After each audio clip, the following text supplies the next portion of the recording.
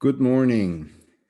It's time for the KER Cast, brought to you by the Knowledge and Evaluation Research Unit at Mayo Clinic. I am your host, Victor Montori, and today we have a treat. Dr. Ian Hargraves, originally from New Zealand, is with us today. He's one of the most consequential minds in healthcare today, in my opinion. He is bringing a completely different way of thinking about care and some aspects related to it in relation to shared decision-making and regenerative care. And I'm hoping that today we will touch on all those issues. Ian has a master's degree and a PhD in design from Carnegie Mellon University in Pittsburgh here in America. And he's been working at the care unit, understanding the ways in which shared decision-making varies and how it can be supported across a range of patient problems and situation. And more recently has been working also on a new way of thinking about regenerative care, as I mentioned before. Ian, it's absolutely wonderful to have you today in the KER Cast. Welcome. Thank you. It's always a pleasure to talk with you, and thank you for everybody for joining. Excellent. As with all these series, Ian, the first question that I would like us to explore is, how does one become Ian Hargraves? That's a tough question with no simple answer. But let me take a crack at it. As you mentioned, Victor, I'm from New Zealand. I lived and grew up in a relatively small town of 30,000 people, an agricultural port by the name of Timaru, quite remote from the rest of the world in many ways. In fact, you and I essentially grew up as neighbors, in that you were just on the other side. If I looked out of my kitchen window across the Pacific Ocean, I could practically see your house just over there in South America. I'm one of 5 children. I had the good fortune after finishing high school to apprentice as a pipe organ builder. My father is a pipe organ builder, and I joined the company in which he was a director and apprentice there. I worked in that company for about, 7 or 8 years in that period, with various intervals beyond that. That was a wonderful experience, and in many ways contributed a lot to who I am and how I think. In what ways? I mean, I can. It's not obvious. I think the connection between pipe organ, was it building or is it fixing, and what you do now? So it's a range of things. So it was pipe organ building, restoration, repair, tuning, maintenance, design, rebuilding, many number of things. And what's the connection with what you do today? I mean, it's beautiful work, but is there an obvious connection? Well, I think like many of us, our paths are windy and take us through territory that couldn't necessarily have been predicted going forward. But I think themes and connections can be traced backwards retrospectively, that connect and I think I tell my own stories in that way. I think the nature of the instrument, the pipe organ, which for those who aren't familiar is a large musical instrument commonly found in churches, certainly in Europe, and much of it. It has a longevity, which is human in scale, or longer. What do you mean by that? So when we're creating instruments, we expect that instrument will be living, alive, for at least the length of our lifetimes, and in many cases much longer. Um, each instrument is an individual, so they're not mass produced. Each one is designed for its space, for its community and the like. So it has that individuality in common with patient care. Um, there are other points of connection, I guess. It's often described in physiological terms as having lungs and breathing and having touch and essentially ligaments and voice. Um, so there's definitely connections in that. And your job as an apprentice, interact with this, I presume, gave you an opportunity to participate in this shaping of the pipe organ to its future location or future situation, and to help it express its voice. Yes, no, exactly.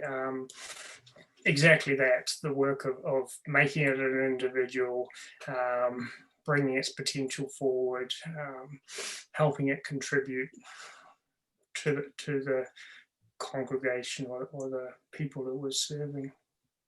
Yeah, there's an interesting connection there with care, which is of course the focus of your work now, in that one could imagine patient and clinician working together to help fashion a patient's experience or a patient's life, in which health and healthcare play a supporting role in human flourishing. I suspect that's a potential connection there. Yeah, no, exactly.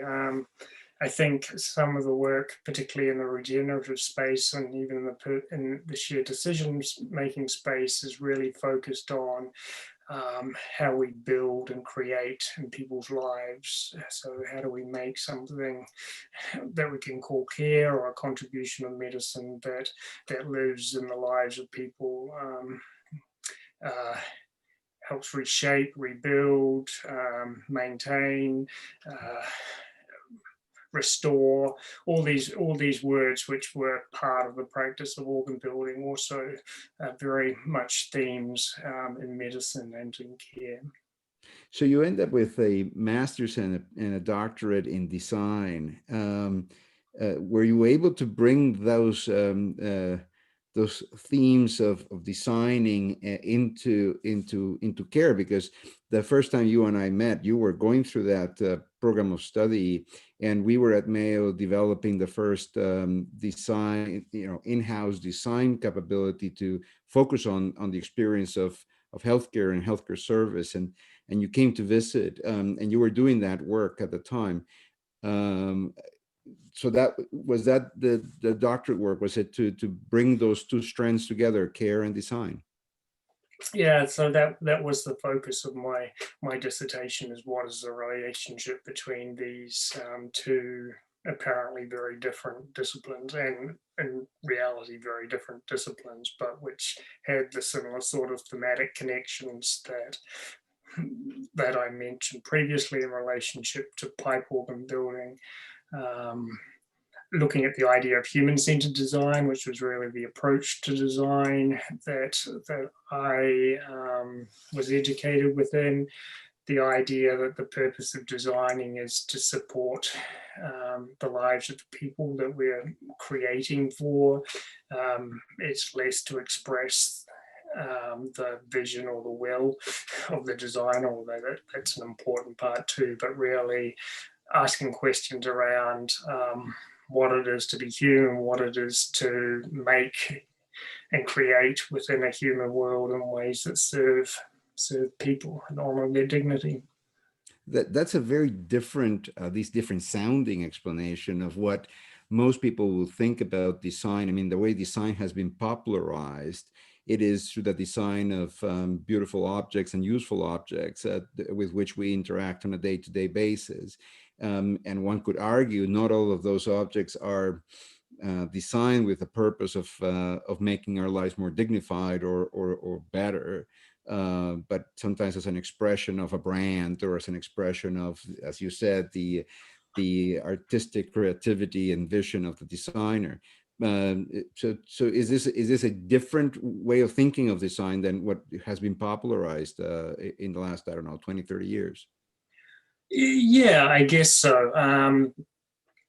I think the theme has been there, if you go back in history as well, that there's a lot of creating the world around us in ways that help people be who they are, give expression to that and the like. But certainly in the 20th century, when the word design really emerged in a professional context, a lot of the associations are with the beautiful object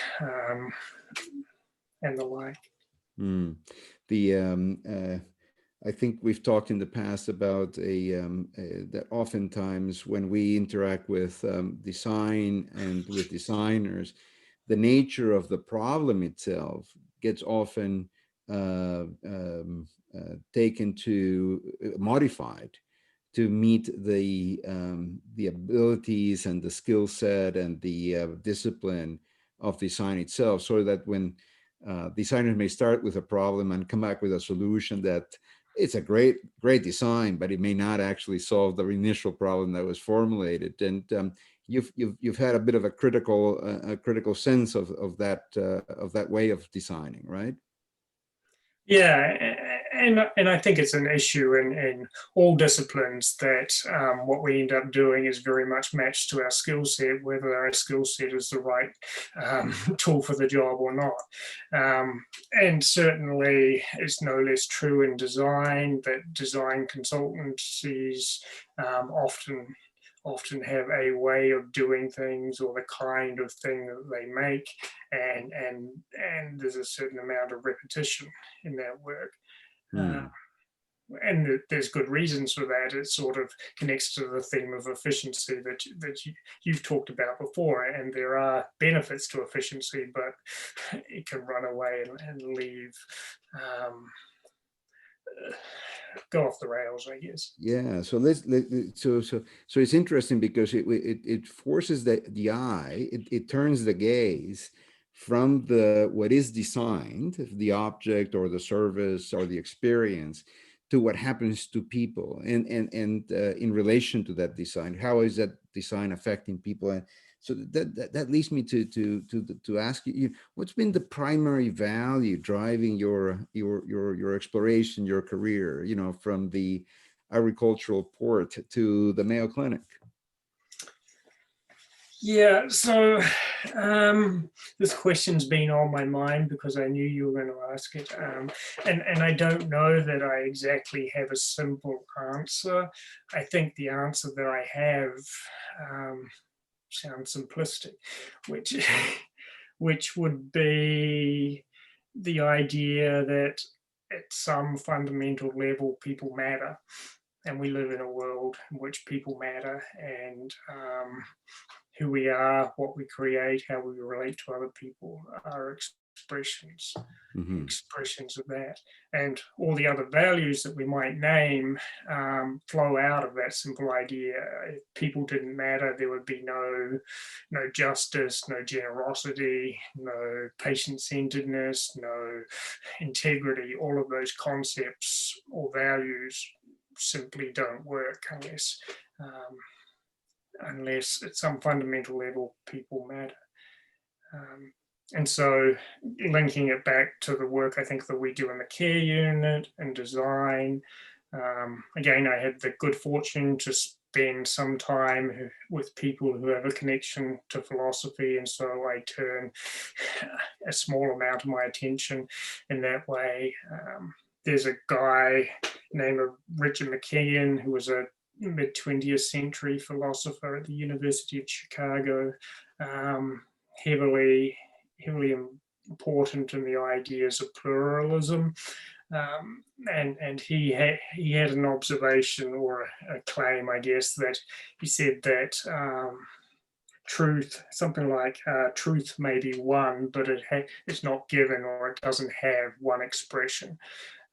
So if we relate it back to the simple idea that people matter, if that's a truth, or as a unity, then it has no single expression. And so medicine explores it, design explores it, pipe organ building explores it, the way we live with our family explores it, expresses it, and the like. So I don't know that I have any one single value principle that I pursue. Similarly, I was just looking this morning, and I recalled a phrase from the Irish poet Seamus Heaney. And he closes the address that he gave when he was accepting his Nobel Prize with the idea that we are hunters and gatherers of values. And I think that's a very nice way of thinking about what it is to interact with patients, to learn from them, to grow with them. As designers, the idea that the values aren't out there and we pursue them, but we gather them and give them expression, both as patients and as It's a clinicians. fascinating view of that, isn't it? Because, you know, as you know, we're quite interested in this notion of seeing patients in high definition. But it now occurs to me that an expression of that is almost to uncover their truth, at least the expression of their truth, or the expressions of their truth, as we interact with them, and in the process, perhaps gather values for a better living. And so that puts people who care as learners. And learning from those who are receiving that care, and I presume it's a bi-directional process. It's a lovely idea that connects with the, I think, principle of generosity that our unit has in terms of offering and picking up, you know, from others. And in that way, I mean, the unit has talked about patient-centeredness and integrity and generosity. Any of those three values that the unit has resonate stronger with you? So I think almost everybody in the series has identified generosity, and that's the one that would leap to my mind as well. I think it's perhaps closest to how we relate to people in terms of our spirit, intellectual curiosity, and the like.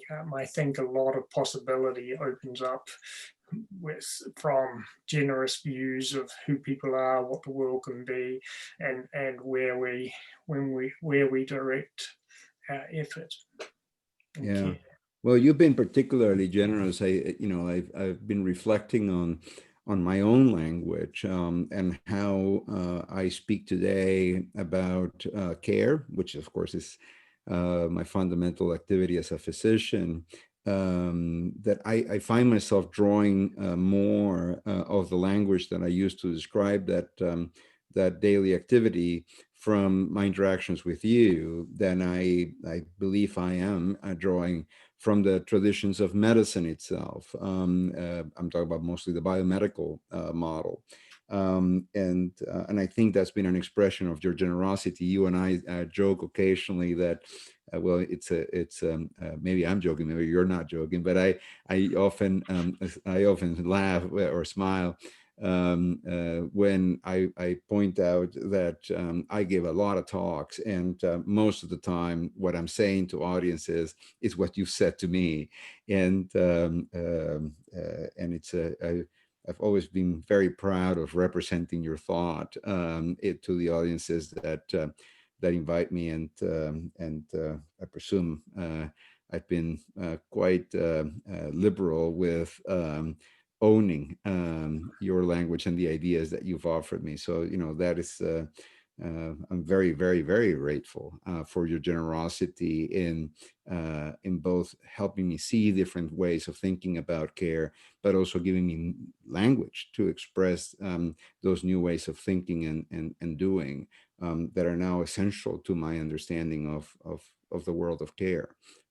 So you've obviously embodied the generosity principle in ways that are quite extraordinary. So I have to thank you for that.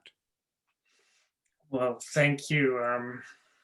You're always very generous with your praise and your comments along these lines, and I feel myself left blushing and without much to say in response. But Well, I thank presume, you. most of the people interacting with this KER Cast will do this through the podcast. So, we'll have to describe the blushing to those people who cannot see the video.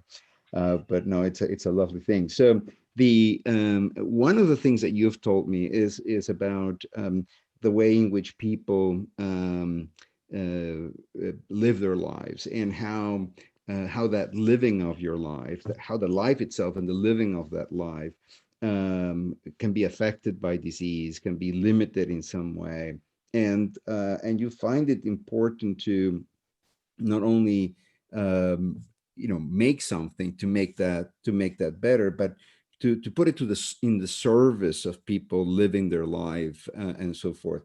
I presume it has to do with, again, going back to the pipe organ, is that a pipe organ could be a beautiful instrument with an incredible and very personal voice, drawing from what you said at the beginning, but it only comes to serve its purpose when it's able to sing in a service, in a church service, or in a funeral, or in a wedding, in the gathering of people. Help us understand, how is it that helping people serve their purpose is an important part of care? So there's several ways to pick it up. Maybe I'll go back to the pipe organ again as an analogy, and explore those connections. As I suggested, the pipe organ is a very complicated instrument. There's a lot going on mechanically, pneumatically, sometimes electrically. Within that instrument, it fills a large volume, and there's a lot of connections made. And so there's a sort of mechanical care or carefulness that goes into getting that part working, and I think that technical side is very prevalent in medical education and medical expertise today. But that view of the pipe organ, while important, you can make something technically perfect, but without somebody to play it, it sits there gathering dust. And so another important part of the pipe organ is the ability to give expression to the people who are playing it, draw out their virtuosity, both as players and as audiences, receivers or partakers in that artistry. And I think there's a lot of virtuosity in caring relationships as well, the way that we bring forth our spirit, both as patients and as clinicians. So a virtuosity of patience. What's that? Virtuosity in patience. Yeah, no, I think so. So I think that speaks to the relationships that people form, how they find who they are in relationship with the people in the room, whether they're patients or clinicians. A lot of creativity in that work, a lot of finding language to communicate, and the like. So I think that's an important theme as well. But similarly, at the risk of beating this analogy to death, we'll play a requiem for it at the end of it. Yes. Again, the machine, the artistry is in service of something. So that's why these instruments live in churches. They serve in the grief of people, and in weddings, and the joy of people. And I mean, that's a bit of a Freudian slip too. The grief of people in funerals, and the joy of people in weddings, the day-to-day celebrations that are part of worship. So it has a role in which service is a very important part. Yeah. Which is really at the core of medicine too, that you can have great technical expertise, have a wonderful manner, patient-centered manner, but unless it actually serves and helps people in their experience, it's all Well, one of the well. innovations that you have put forward has been this idea of connecting an activity or a way of caring, like shared decision making, with the purpose of that is a purpose of care. And it seems to me that what you just said about what you do, what pipe organs do when they are used, and seems that there's a thread there. You want to tell us a bit more about this idea of thinking about how do we work with patients to co-produce or co-create plans of care. Why did you see the need to go from, well, this is just one way in which we do it, to think about, no, there might be multiple ways because we might be pursuing different purposes? How do you end up there? How do you get there? Sure. So I think the notion of human-centered design comes in there as well. So that approach has a large concern for the humanity of people, the individuality of who people are, or the cohesiveness of communities and relationships. But it also links that to some sort of need, some sort of purpose in the world, and aims to create things that serve people. And so I think in the history of shared decision making, there's been a number of motivations behind it. A large part of it is driven out of the need for patients, the deep ethical need for patients to be involved in their care, to have the ability to express their desires, their preferences and wishes.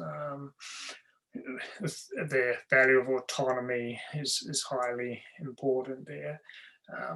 And I think the field, not that it's homogeneous, has largely focused on those issues, which are, as I say, very important.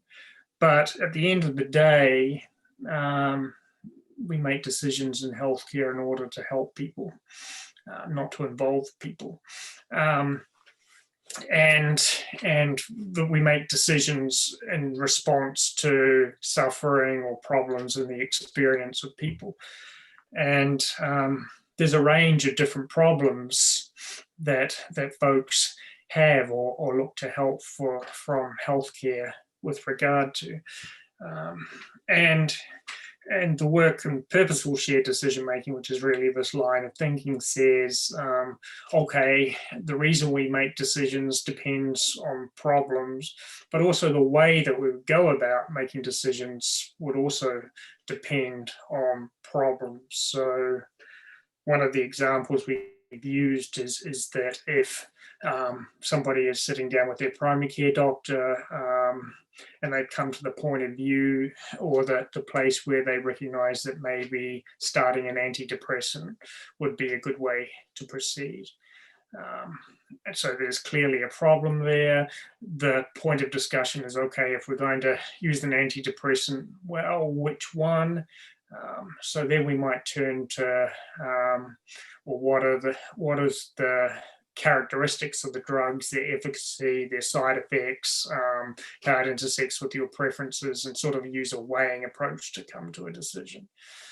But if in a similar, if we look to depression again, and the issue isn't really so much which antidepressant to use, but whether the person wants to be the sort of person who is medicated.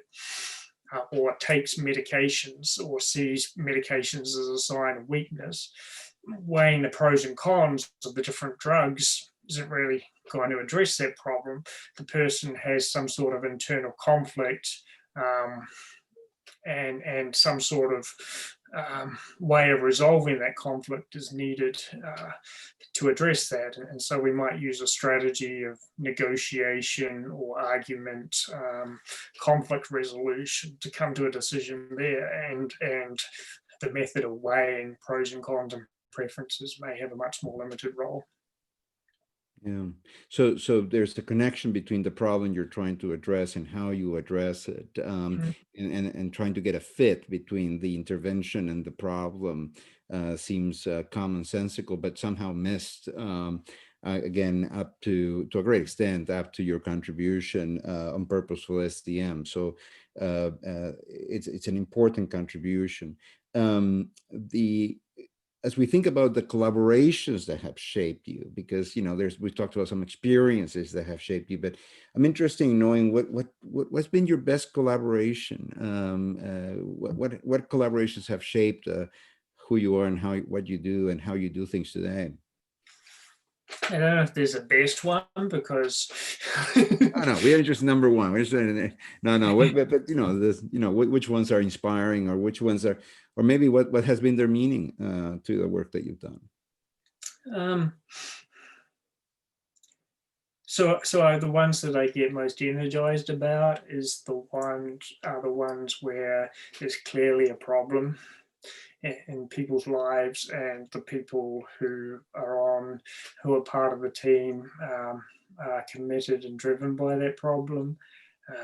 So it comes to mind the collaboration with Bjork Thorsten's daughter around chronic kidney disease care for older folks who are approaching dialysis, who many times find themselves waking up in the hospital on dialysis machines without any great preparation given for that, dramatic changes in their lives, unclear benefits in terms of longevity of that process. And so it's clearly a problem there. Other collaborations, I think, energizing for me are the ones that we're pursuing around regenerative medicine currently, where it's a different way of looking at medicine. Regenerative medicine is commonly thought of as in terms of stem cells and very high tech. Very exciting area. What's that? Very exciting area, with a lot of technology and biological developments. Yes, no, it is, and there's a certain glamour to that work, which I think is warranted and very promising. But we are looking at developing a regenerative clinic within endocrinology for folks who have been living with diabetes for a long while. Clearly lots of problems there in people's lives. But in doing so, we're almost reconceptualizing or refocusing what the idea of regeneration might mean in terms of care, in terms of medicine, and saying that fundamentally one of the distinctions of a regenerative approach isn't so much that it uses stem cells or cellular products, but that it's a medicine that focuses on building, on creating things. As opposed to fighting disease. Exactly. So there's a lot of talk of fighting in medicine. In some ways, it dominates our language. We talk about the battle against cancer, fighting obesity, mitigating behaviors, fighting infections and the like. So it's a dominant orientation. The regenerative approach that we're talking about is saying that regeneration has generation at its core. And so it's a creative activity typically thought of in terms of the building or creation or recreation of tissues or function.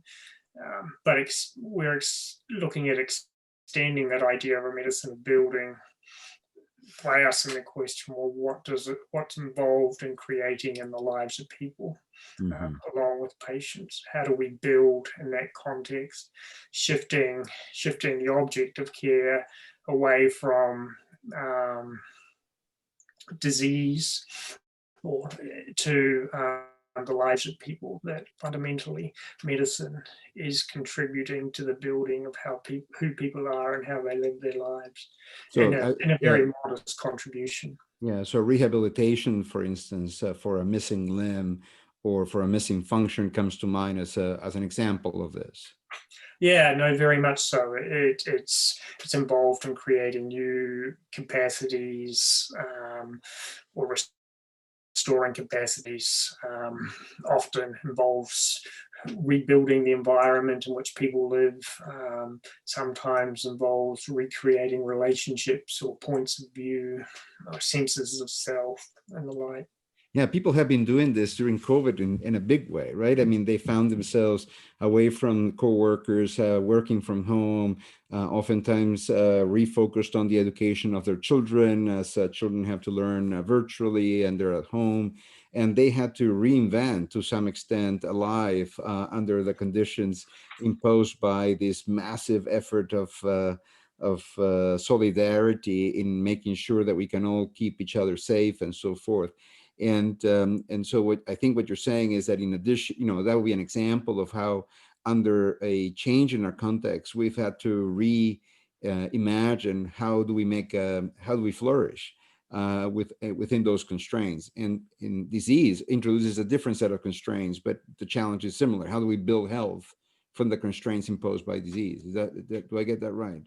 Yeah, no, I think that's a great analogy and points to the sort of everydayness of this work of adapting, recreating our lives in response to the environment and what we learn and who we relate to as we live. Yeah, so it's amazing that you can bring that into care, into medicine. How do you identify these areas? How did what attracts you to these areas of, shared decision making too narrow? Let's expand the scope to make sure it matches the problems. Oh, regenerative medicine. Wow, it seems like it has this incredible potential, but we're only thinking of it biologically. How do you get to identify these opportunities for redesigning healthcare? So again, I think I would take it back to design. Design is an art of invention, of not only making stuff that we know how to make, but also creating things that didn't seem possible at some point. And so part of the education that I was lucky enough to receive in design was focused on not incremental change, but how you look at things from a completely different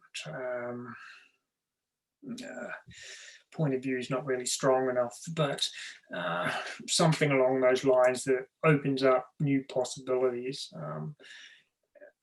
And so I think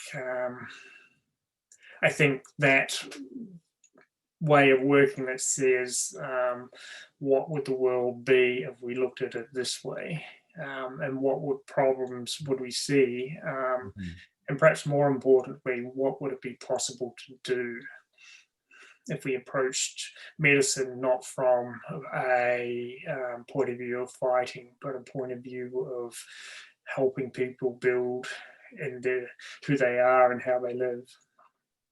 It's a bit of a full circle, isn't it, Ian? That you start with thinking about how we redesign medicine, and then you are at the point thinking about how can medicine redesign. Yeah. And importantly, with patients, I think the contribution of medicine is a pretty humble part of people's lives. And I think we need to be careful when we think in terms of redesigning people's lives. It's a little grandiose. But but I think themes that have been part of the unit for a while point in this direction. So the work around minimally disruptive medicine recognizes that when medicine asks folks to do things, it changes how they live, and so has often inadvertently redesigned their lives, whether they wanted to or not. And so, how do we do it in a thoughtful way is an important issue. The on that note, this series is called Care. You know, it's part of our work on Care That Fits. And what does that mean to you? So I think it means several things, and maybe this is an example of what happens when you look at the idea of fit from these different perspectives, or what it could mean rather than what does it mean. So I think there's various ways of picking up the concepts, each of which point to different interventions and completely different lines of research, and have the possibility of overlapping as well. So one idea of fit is simply something along the lines of, are we trying to put a square peg in a round hole? Does it actually fit mechanically, or in the processes of a person's lives and their context? Another idea of fit, which Marlene Kuhneman is exploring, I think, quite extensively, is the idea of fitting. So we have pipe fitters, we go in to have our clothes fit sometimes, and there's people involved in doing that fitting work. So what are the interactions between patients and clinicians in which they engage in this fitting work? And so there's a whole line of research there, and possible things that we could do to make the world better. Another way of picking it up is with the idea of fit for purpose. So is what we're doing actually fit to the purposes it serves? What role does it have in people's lives? How does it serve their problems, who they are, how they live, and how does it contribute? I think is probably a dominant theme there, is what actually is the contribution of care or healthcare in a person's life. So is it fit for purpose? And another way of picking it up is sort of through the analogy of, is it fit for human consumption? So is it matched to the dignity of people, of who they are at a deep existential level? Is it respectful? All these things. Is it fit for human consumption? Yeah, one could see that this process or achievement of fit, you've connected it back to this fundamental primary value that animates you, which is the idea of people matter, and how you help people in that process of realizing their full potential.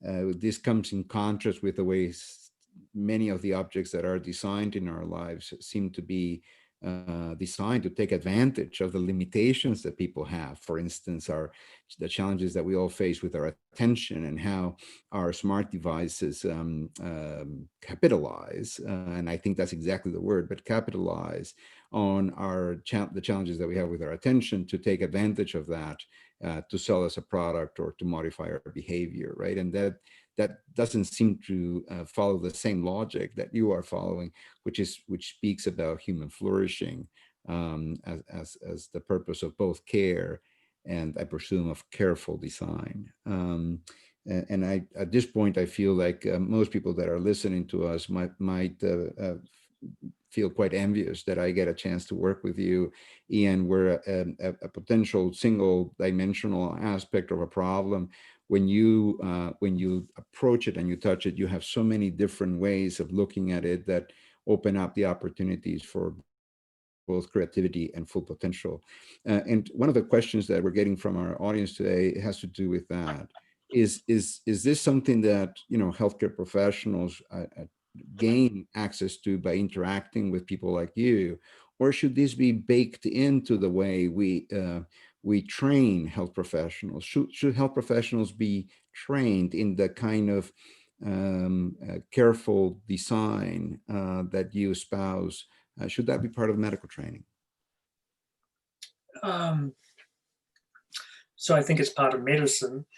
And so, so probably people who are learning that art and science should have some exposure or develop capacities with it. I think the idea of medicine being fit for human consumption, medical ethics lives there.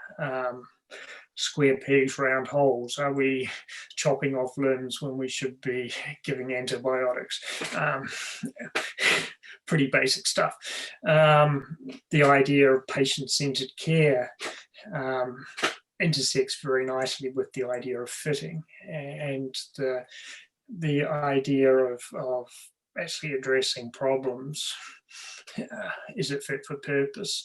Is also there in medicine.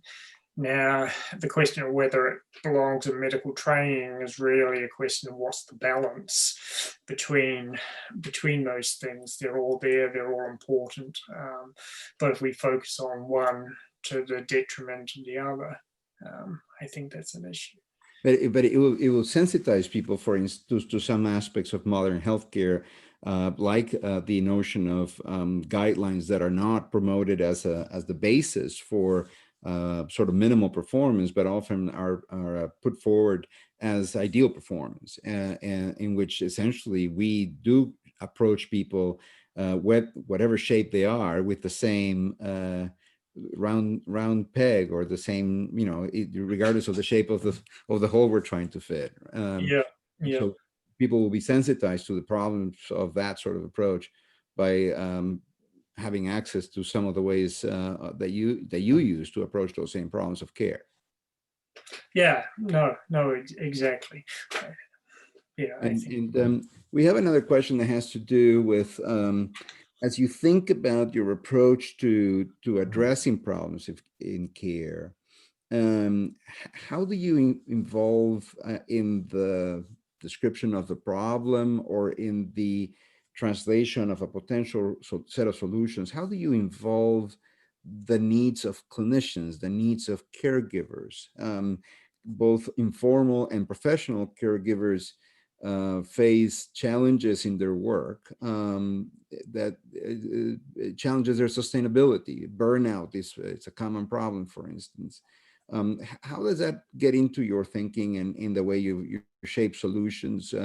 What have you learned from your interactions with clinicians? You work embedded in a healthcare system, so it must be not only because you can execute on your ideas and translate care, but also because you might be learning from their own practice. What can you say about those things? Yeah, so it's definitely a learning experience. I have no background in biology, let alone medicine, as I began that work. I think there's a lot to be learned from the experience of clinicians, the stories they tell, their practices, the relationships that they have with their clinicians, and similarly, there's a lot to learn from patients' experience, both in their day-to-day lives, the problems they bring to medicine, and how they are treated, for better or worse, from there. I think what I try to do in that space is often a lot of language work, which you mentioned earlier, which is how do we find the right language or point of view that's helpful. So one example of that is work that we did on kids turning up at the ED with ear infections. And helping turn the conversation away from whether this kid should have an antibiotic or not as a medical dilemma to whether an antibiotic should be administered or not isn't actually the problem. doctors facing. The problem, along with the kids' parents, is that this kid's been screaming all night. People are exhausted, and that's really what we ought to be focusing on as the object of care, not the infection of the ear necessarily, or the or not the infection of the ear exclusively. Are you there? Yes, I was just saying that that the problem is not just the infection of the ear, but it's also the experience of suffering and exhaustion of the parents as they show up to the emergency department. Do you feel that an approach of problem solving, a purposeful approach, one of regenerating care, is one that offers an opportunity for realization or flourishing also for the caregiver, not just for the patient? Yeah, no, I think that's where I was going, is that a lot of the burnout seems to be around issues of trying to put the square guideline peg in the round hole, as you were saying, and recognizing that it doesn't actually allow you to care for the person, both in the way that you want and in terms of what it is that they really need. We're getting another question that has to do with, well, first an appreciation. The person saying that this conversation with you has reminded him of the beauty and importance of caring for patients, and finds what you're proposing both amazing and unique, which I resonate with. But the question almost seems directed at me, which is how difficult it's been to try to bring these ideas and this way of practicing medicine into an environment that the person asking the question describes as traditional and predominantly biomedical. In other words, a modeling that is focused on fighting disease versus, building health. And I'm going to resonate with a little bit of your answer, in the sense that I think understanding the language opportunities that you offer us to re-express or reinterpret what's going on and to reframe what we're doing is very, very helpful. And for me, it's led to, a whole approach, in relation to the work that we're doing with the patient revolution and trying to change the context that this person's asking about, a context that might make us feel that we don't have the range of opportunities to work with patients and impact their lives, a range that you are very active at identifying. It's almost like as you are going through, you're appreciating the full potential, and that gap between what is and what could be is something that animates you, and by giving it language, you transfer that energy and that creativity to the people who are called to care with a more biomedical approach. Am I saying that correctly? Yeah, no, I think you are. I think the problems of people and the language that's productive, and actually being able to address that, sometimes by changing the way we think about or practice care, is a large part of what animates me. Yeah, a colleague of yours just resonated as well with me, in the sense that it's been very helpful to work with you and see the connection between other important concepts in these days, such as the concepts of justice and humanity, and how those connect with the concept of care. And as we wrap up here, Ian, and we start thinking about what comes up next, I have to ask you, what really comes next for Ian Hargraves? Lunch.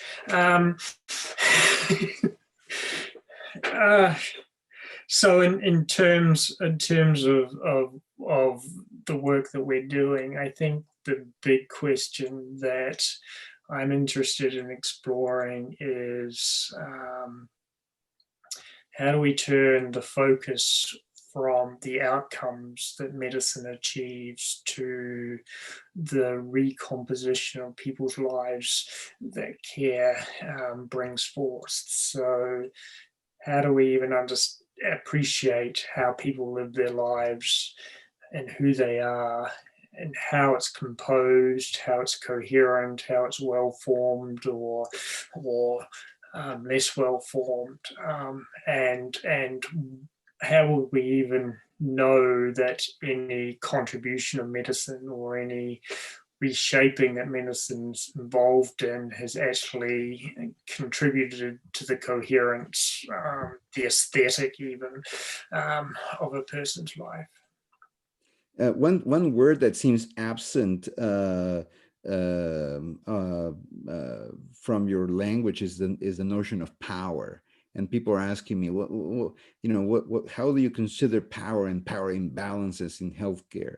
It seems to me, as I'm using the word power and emphasizing the P in power, that I'm recreating a little bit of a war zone, of a fighting environment. And here you are trying to create, and speaking of things that are, what was the role of power in the way you see the world and the way you respond to it?